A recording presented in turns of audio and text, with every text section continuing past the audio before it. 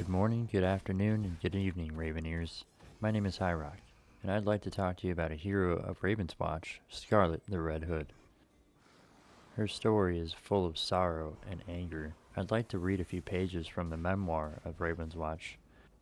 This is my first ever video like this one, and if you'd like to hear more, please like or leave a comment. Thank you for listening and enjoy. I loved my gran. Sure, we argued a lot. She was always yelling at me for not wearing dresses and getting my clothes dirty. She didn't like me learning to hunt and shoot. Thought it wasn't ladylike. I'd blow up at her and would go outside to the woods to get some air.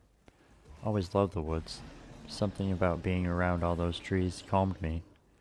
That is, until the last time. We had a big blow up, a major one. I stormed out, went to be with the trees. After I'd calmed down a little, I felt bad about what I had said to Gran. Started picking flowers to say sorry.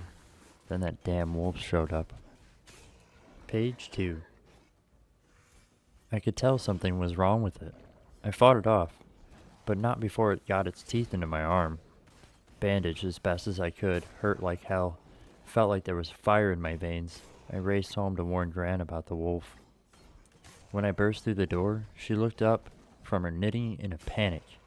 She grabbed the .22 stashed behind her chair and pointed it at me.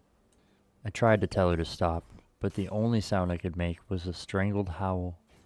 I tried to grab the gun from her hands so we could talk, but she pulled the trigger. I smelled gunpowder and blood. Everything after that is a blur. When I came to my senses, there was blood everywhere. Gran had been attacked by some wild beast. That damned wolf, I thought. As I got up to go after it, I saw I was covered in blood too. I felt nauseous. Something was wrong. I caught a glimpse of myself in the mirror by the door and saw with horror that I was the wolf. Page 3. Night 2. The trees were unable to calm my nerves. I found a hole and curled up inside. Maybe it was a nightmare. I'd wake up in the morning and it'd be all over. Feet crashing through underbrush. Voices shouting, Gran's neighbors hunting the wolf that had attacked her. I almost got up to help them until I realized it was me they were after.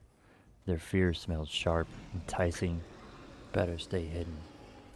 When the sun rose, I felt a prickling sensation that soon turned into a searing heat, like my skin was turning itself inside out.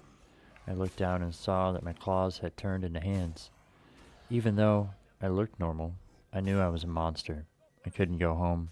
Too dangerous. I decided to stick to the woods. Keep away from people. Try not to let the beast get the better of me. By day, I traveled Reverie in search of a cure. I haunted fairs and markets, taverns and schoolyards, listening for any mention of some magic that could rid me of my beastly form. By night, I hunted. Page 4. Day 75. With every nightmare I killed, the beast inside me grew. Sometimes the thrill of the hunt was too strong. The wolf took over. I'd wake up covered in blood, thrumming with excitement. That's how I was when I met Gramps for the first time. I mean Beowulf. He's a grump, but I like him. Reminds me of Gran. Anyway, when he found me, I was all banged up from the brawl with one of those tentacled things. He wanted to help, but I wouldn't let him. Tried to chase him off. Thing is, he didn't run. He wasn't scared of me or my beast. He's got a beast of his own. He told me I had skill, but that I needed training if I wanted to become a warrior. When he said that, I felt seen for the first time. He wasn't going to coddle me or dress me up in skirts or try to turn me into something I'm not. He gets me. We hunted again after that. I joined him in the Ravenswatch to kill nightmares and learn from a master. I became a better hunter, but the beast grew stronger too. Thank you again for listening all the way through to the end, Raveneers. My name is Hyrock. May we save Reverie.